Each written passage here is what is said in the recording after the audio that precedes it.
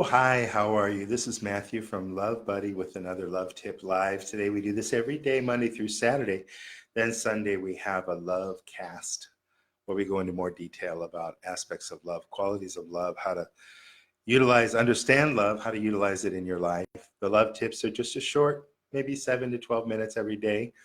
Talk about how love can solve our day-to-day problems that we run across every day in life, things that come up, things we don't really expect, things we really aren't ready for, things that we have different ideas where we've learned how to handle problems in life.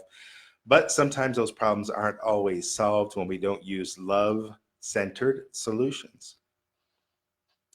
Today we're talking about unruly children. So you could call this, babies in their terrible twos when they start acting up, challenging parents, juvenile delinquents, teenagers. Could be children of any age, but someone that you're responsible for, someone that lives with you, maybe someone in your neighborhood. How do you deal with the challenges of someone who is acting up, acting out, being troublesome? Well, I'm certainly not an expert about kids, that's for sure. I'll tell you that.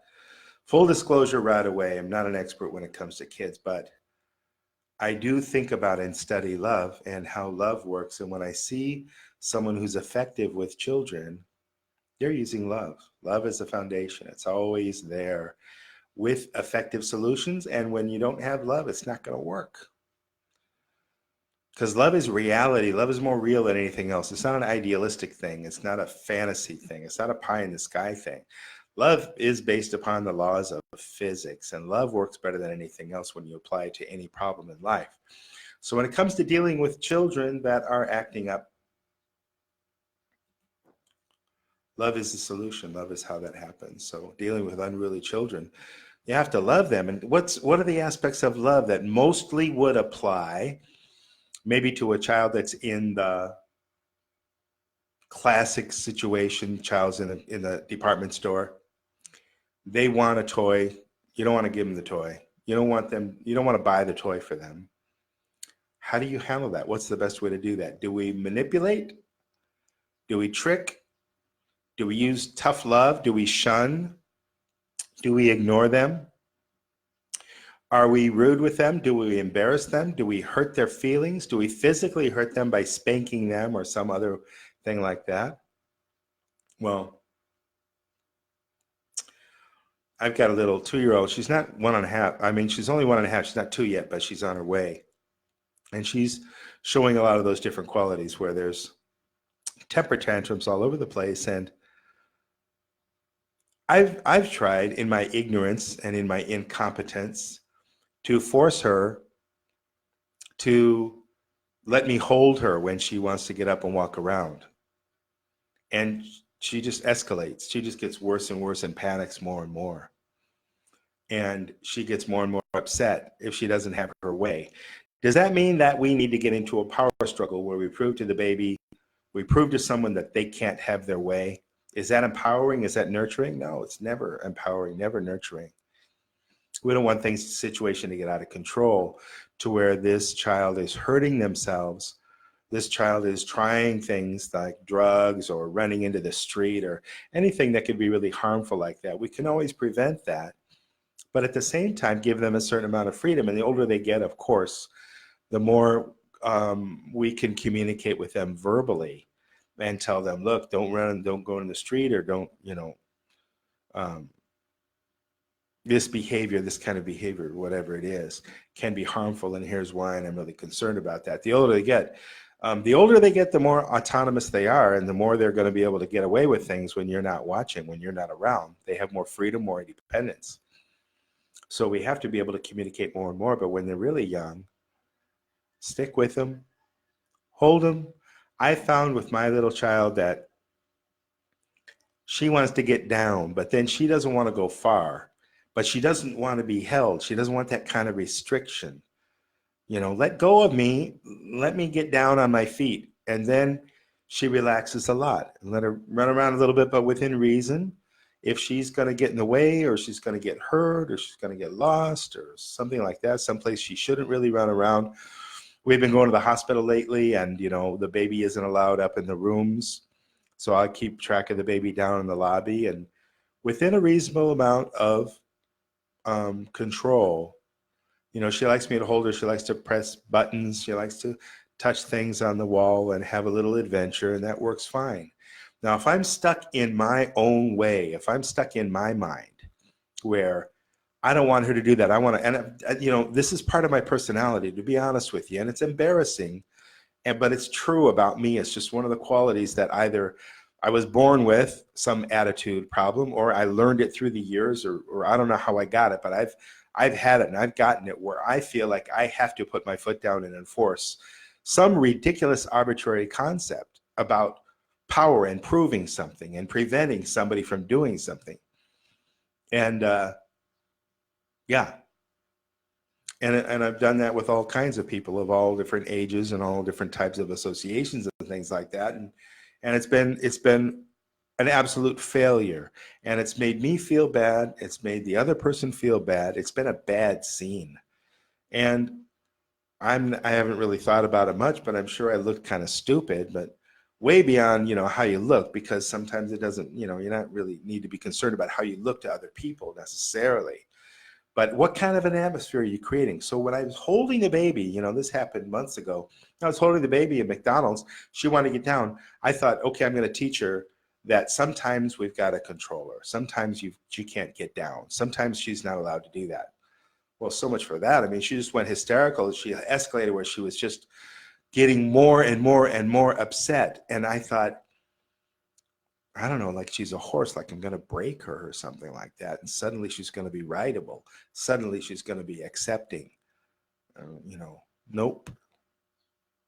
And I'm sure there are doctors and parents out there that are like laughing at me saying, what an idiot. He should know this, he should know that. Well, I didn't and I don't. But I tell you one thing, regardless of what your PhD says, or regardless of what your experience says, regardless of what your particular experience is, which I have all the world respect for, but I have more respect for love. And I know that any of us, and we're in touch with love, compassion, consideration, respect, caring, concern, and having not only all these for the baby, for the adolescent, whoever we're dealing with, but for ourselves too. Everything that works is going to be centered on that. I don't care what kind of fancy trick you learned in, graduate school or whatever. If it works, it's based on love. Bottom line. So I know that when I'm an idiot, when I'm trying to enforce my ideas on this little baby who doesn't really understand what I'm doing and just hates what's going on, she just wanted a little bit of freedom. And I learned just, okay, put her down. Let her walk around, hold her hand, walk her around. Normally, quickly, she wants to be picked up again so that she can play with something on the wall, or, she gets a little bit nervous when she's out by herself, And that works. And this it has to be our foundation.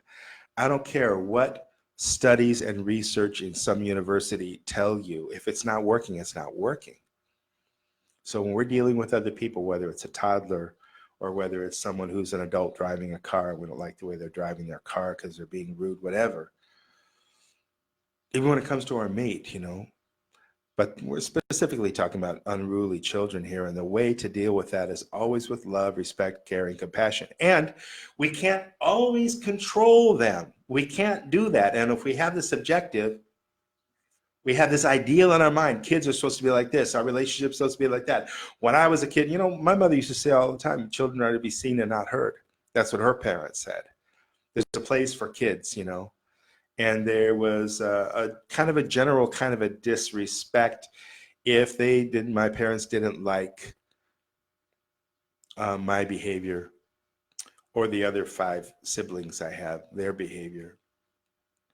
And that had its repercussions because both of my parents didn't have love as a foundation when they were being raised, and they didn't know how to have a family full of love. And I'm learning, and I've got a lot to learn. But I do know this. I do know that trying to be in control, trying to manipulate, trying to be powerful, trying to teach you, try to use these kind of tough love concepts is baloney. It doesn't work. real love, that genuine love, that's what works. And that's real respect, real compassion for that other person. Got to set parameters. Don't let the baby run into traffic. Don't let the baby play with a knife or scissors, something dangerous. Don't let the baby have access to poisons in the house or drugs or something like that. Of course, set limits. But within those limits, there's a lot of freedom. And there's a lot of love and a lot of compassion, a lot of joy that you can share together with that person when they don't feel like you're being so. And, there's an energy, right? There's an energy that comes out when you're setting a realistic pattern or setting a realistic um, limitation, or when you're just being hateful and you're just being stubborn and you're being tough. There's a difference in the feeling, and the child or the other person knows that. Okay. So this is the thing about unruly children. That's how we can apply love, not only to this aspect, but every aspect of our lives. And the more we know love, the more we understand love, have love as a foundation, then we know how to deal with these situations, these challenges that come up. Not that tough. It's not that hard.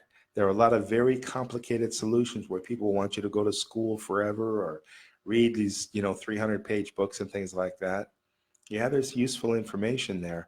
But if you stick with love as a foundation, you're going to have your own wisdom about what to apply, what not to apply, and you're going to see if it works or not. Because if you have a bad feeling in your heart, you're doing the wrong darn thing. You should have a good feeling in your heart, even for things that are difficult to do. When you have love, when you're using compassion, caring, kindness, forgiveness, respect, honesty, it works and it's the right way to go. Okay, that's it for now. This has been another love tip. I hope you're having a wonderful day. Hope you had a wonderful day, if that's the case. Here every day at the same time, Monday through Saturday. So I'll see you again tomorrow, same time. I love you. Have a wonderful rest of your day, and we'll see you tomorrow. Thank you so much for listening. Bye-bye for now.